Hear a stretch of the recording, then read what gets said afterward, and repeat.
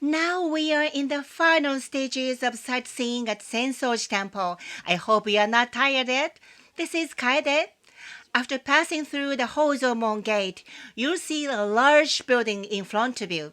It's the main hall, the most important building in Sensoji, enshrining the statue of the Holy Kannon. But unfortunately, you can't see it. I wonder why. In 628, a small statue of the Holy Kannon Bodhisattva was caught in a fishing net in the Sumida River. The ruler of the area, Hajino Nakatomo, enshrined the statue in his home. This is the beginning of the Sensoji. From that time, many people started visiting the temple, and in 645, a traveling monk named Shokai visited the temple. He got a spiritual message in his dream to hide the statue of the Holy Kannon. Since then, the statue has been kept as a secret Buddha, meaning it is not accessible to the public. At the same time, he built a magnificent hall and maintained the temple grounds to welcome worshippers. According to one theory, it is a golden statue about 5.5 centimeters tall. I wonder what it looks like. You know the Japanese camera manufacturer Canon, right? Maybe the camera you have now is a Canon? The name Canon is said to be derived from the word Kannon. Kannon, Canon, Canon, Canon. Kannon listened to people's wishes. So it is said that Canon also had the idea of making good cameras by listening to their users' voices.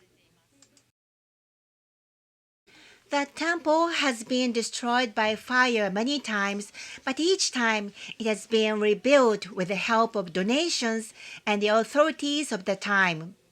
In 1649, the third shogun, Tokugawa Iemitsu, rebuilt the main hall, and in 1907, it was designated as a national treasure.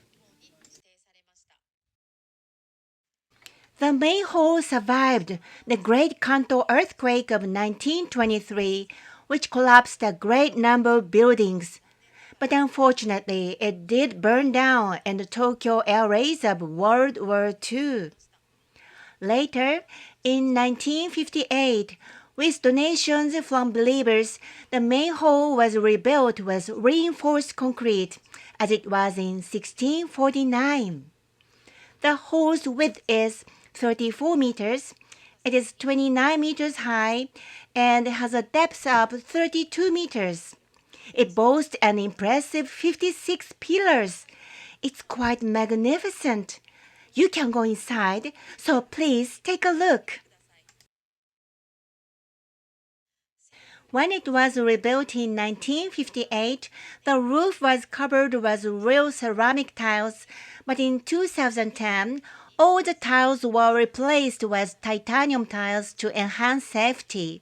The weight of the roof has been reduced from 930 tons to 180 tons. That is how light titanium is.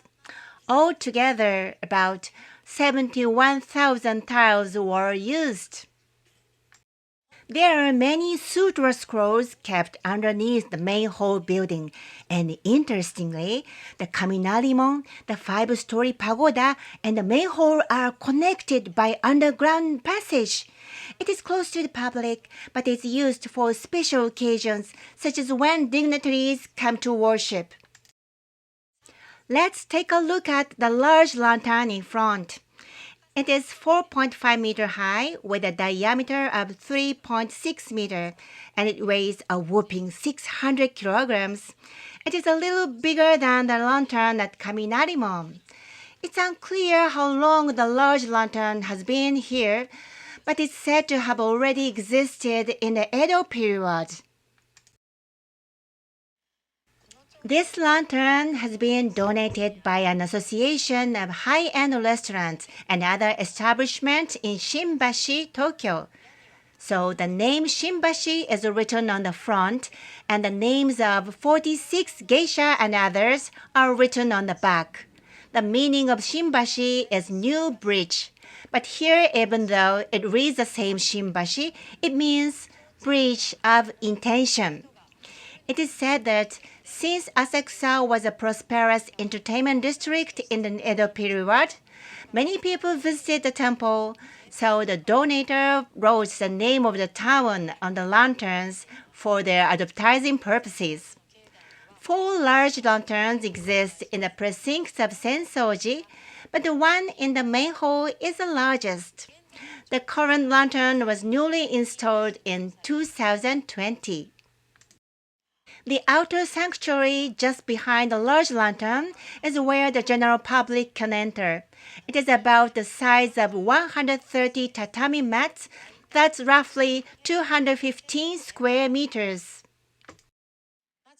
At the top of the front as you enter, you will see a plaque with the word Semui written on it. It was written by Fukami Gentai, a calligrapher from the Edo period, and means, "Let me take away your fears and anxieties." The original was donated in 1727, but was destroyed by fire in the Tokyo air raid in 1945.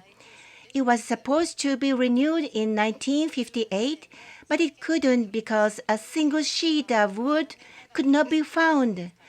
However, it was finally renewed in 2020. Until then, a photograph was put up for a substitute. The size of the Zarukoba board is 4 meters wide, 1.3 meters long, 15 centimeters thick, and it weighs 700 kilograms. There are 3 paintings on the ceiling. In the middle is a dragon, the symbol of Sensoji. And both sides are paintings of heavenly maidens. It is said that before the air raid, the main hall also used to have a painting of the heavenly maiden. The dragon depicted here is also holding a bow, isn't it? This is the same bow as the one the dragon holds in the carving you saw earlier. It's a bow that makes people's wishes come true. Kamehameha! At the back of the outer sanctuary is the inner sanctuary, which only visitors who have requested special prayers are allowed to enter. It has a similar concept to the Greek Orthodox Church. In the middle of the inner sanctum is a tiny palace, which houses the statue of the hidden Holy Kannon. The palace is made of wood and is covered with 260 kilograms of urushi lacquer and decorated with gold leaf. Temples have palaces or containers to house Buddhist statues and other important treasures, and the palace at Sensoji is the largest of its kind in Japan. It's amazing! So, how was your visit to Sensoji?